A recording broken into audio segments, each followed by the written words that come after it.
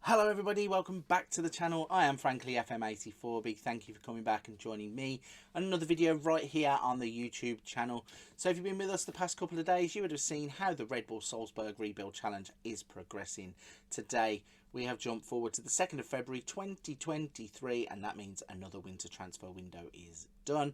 We're about to introduce you to the players that have arrived in the club and also the players that have departed in the winter transfer window. Before we do that, what do you think of the new setup? I have took the advice of one of my YouTube subscribers. I have invested in some brand new equipment. We have the new microphone set up. Let me know, is the audio a lot better for you? Is it clearer? Tell me what you think in the comment section down below. Also, adjusted the camera settings a little bit. We have the nice circle in the corner now. Got rid of the squashed look with the sidebar, and we are in the circle down here in the corner.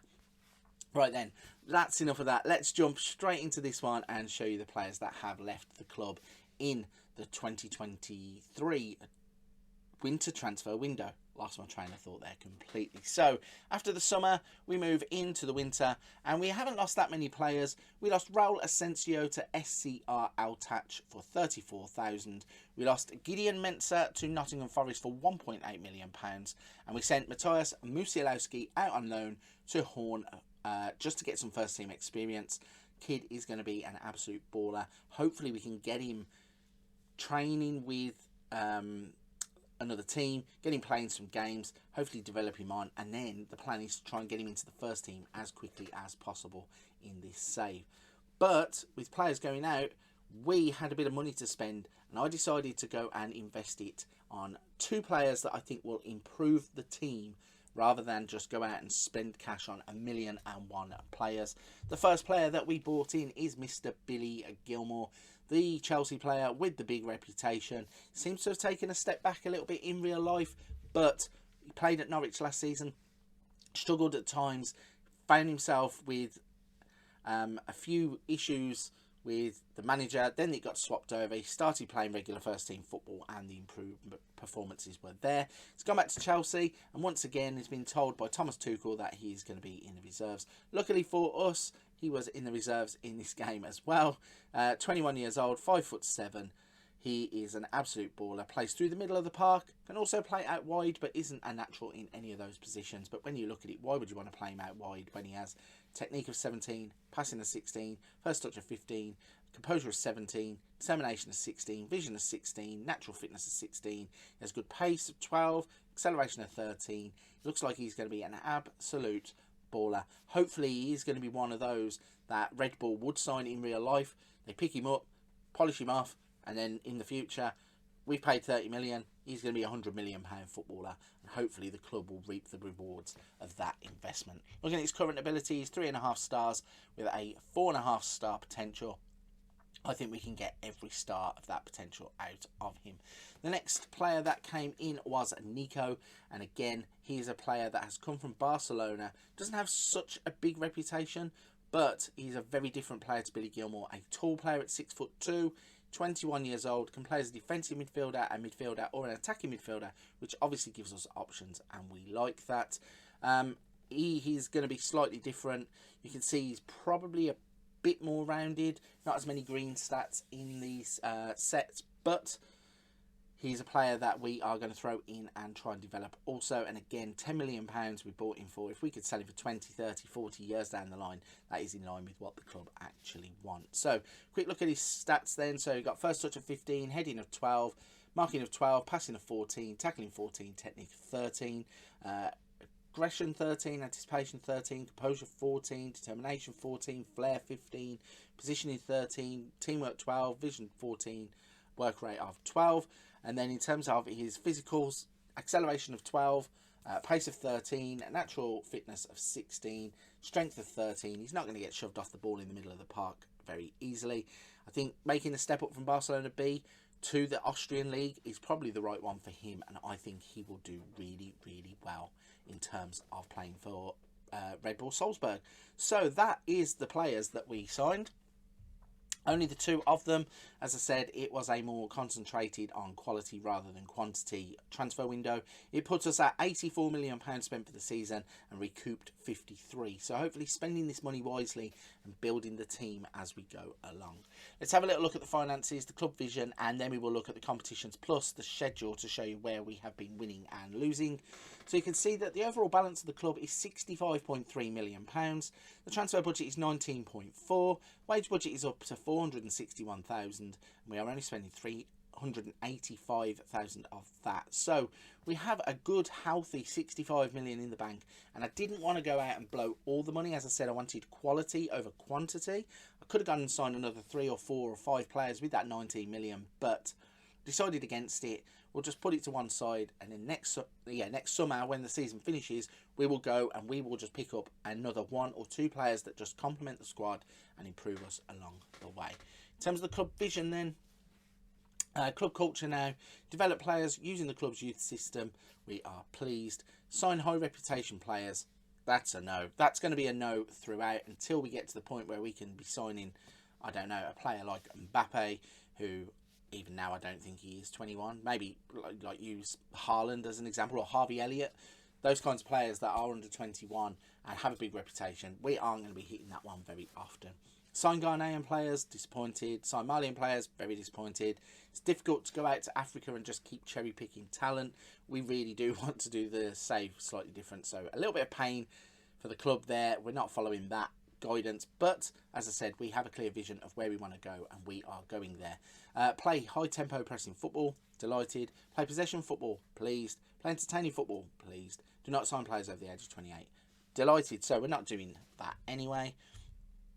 In terms of ongoing for the 5-year plan, work within the wage budget, on course. Sign young players to develop for a profit, deserving judgment. I do think, as I said, players like Gilmour, Nico, those kinds of players, even Musialowski, we can bring them in for relatively cheap. I know that the outlay for Gilmour wasn't cheap, but there still is that future salon if we can develop him, and that is what we are looking for there. Minimum 2-year contracts for first team players. We do that all the time anyway. End of current season then, so they want us to be competitive in the Champions League, pleased.